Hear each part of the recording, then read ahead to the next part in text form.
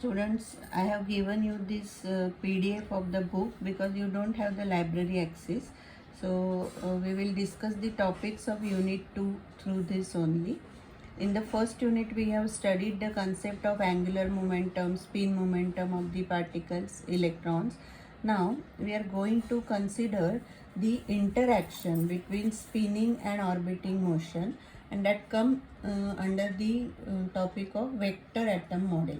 Actually, the motion which is orbital and which is spin motion are not independent. Those two are happening simultaneously. So there is the relation, the interaction between these L and S. L means angular momentum and S means spin. It is magnetic in nature, and because of that we have to consider what happens because of this interaction. So a magnetic field is generated because it is magnetic in nature. That magnetic field changes the energy, and that energy is called as the magnetic energy, Vm. So by definition, Vm is minus mu s dot Bl, the dot product. So it is mu B cos theta. Now you know what is this mu s or mu, this is the Bohr magneton, Eh cross by 2m. We have studied all these things. So substituting that, what we get is this, and finally we have Vm is equal to minus 2 H cross by 2m Bl ms. Now the magnetic energy finally is obtained in terms of this, and you can see this sign plus or minus. Now plus or minus sign actually indicates the increase in energy and decrease in energy, but the meaning is that your original energy is now splitted. The energy levels are now splitted, one with higher and one with the lower. So that is the concept of splitting of the spectral lines, splitting of the energy spectral lines. And because of that, what we get is the difference in energy delta E. Since the things are splitted up and down with the equal difference, what we get is twice this thing. So this is your delta E. Now the magnetic field, when we consider the motion of electron around a nucleus, actually it is equivalent to the current carrying loop, and this current I is equal to EF. Now here is F is the frequency and E is the charge of electron. So in that situation, the magnetic field B is mu 0 I by 2r. So here when we consider orbital, there is the suffix L, so it is mu 0 I by 2r.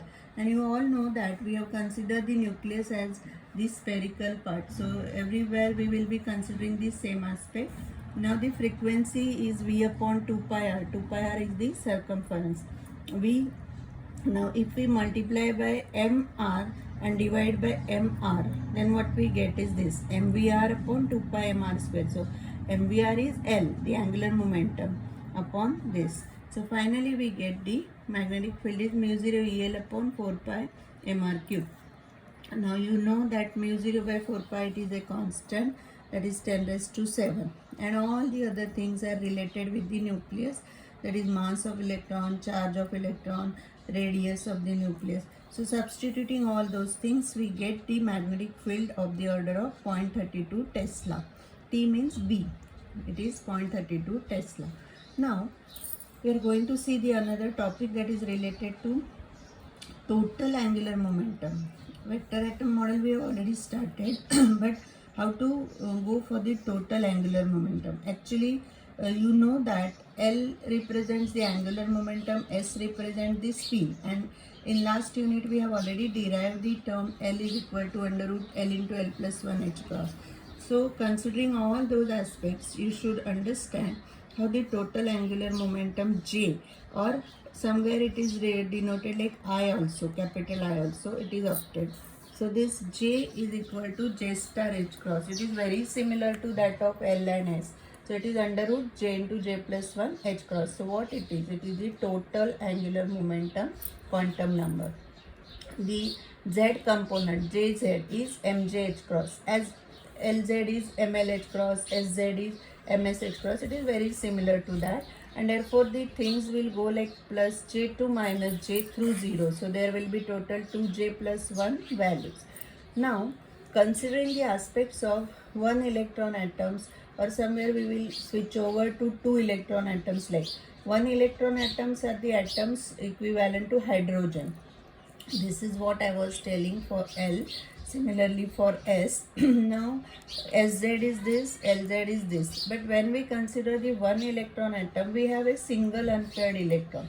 So total angular momentum J will be just the summation of orbital angular momentum and spin angular momentum. So there is no issue, no complication actually. And similarly the Z components will go.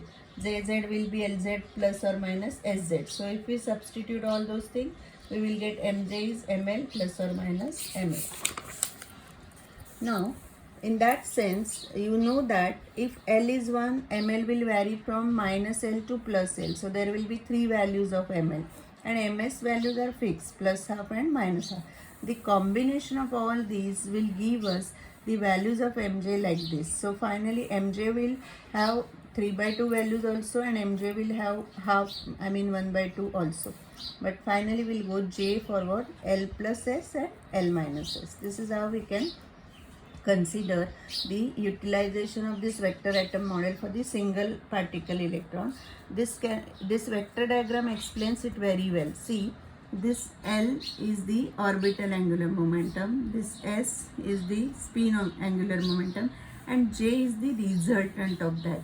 So here it can be understood how the resultant of L and S is obtained in terms of J. Now, when we go for 2 electron atoms or equivalent atoms, what happens is there are different methods how to get the resultant. So there are 2 basic methods like LS coupling and JJ coupling. First of all, we will see the LS coupling. What happens is when we consider all the Li's together, Li means for first particle, second particle, L1, L2. So all these L will be coupled together, and what we get is capital L, that is the resultant L. Similarly, we go for all Si and we get the resultant S. But the resultant S will be either 0 or 1 because the orbitals will be like parallel alignment or anti-parallel alignment. So that is the issue. After getting resultant L and resultant S, then we go for the resultant J. So your J will be the resultant combination of L's and S. So see here, initially you forget about this. Look at this L term. This is L1, L2. If some L3 is also there, it can be combined. And all these Li's are giving the resultant L. Similarly, S1, S2, all these SI's are giving S. So this is your total L, this is your total S. Now this S and L gives the resultant J. So what is important over here is Li's and SI's giving resultant L and S. So this is called as what? The LS coupling. Now there is one more, which is JJ coupling. JJ coupling, the term itself indicates that here L and S are not important, J is important. Now if J is important, then what happens is every particle has to give its, initially everywhere the resultant J has to be obtained. So see here, for first particle L1 and S1 gives J1. Similarly L2 and S2 will give J2, like that. And then all the J's are taken together. So it is JJ coupling. See here, earlier it was like L1, L2 giving L, but here now L1 and S1 gives J1. Then L2 and S2 give J2. And then all the J's are giving the resultant J. So this is the JJ coupling. This is how you can compare. See, L, S and J. This is LS coupling, and J1, J2, J3 giving J is the JJ coupling. So this is how you can understand the way how the total resultant angular momentum can be obtained. These are certain things like term symbols and some of the examples. So you just go through these examples and you will find the utilization of what we have studied. Thank you.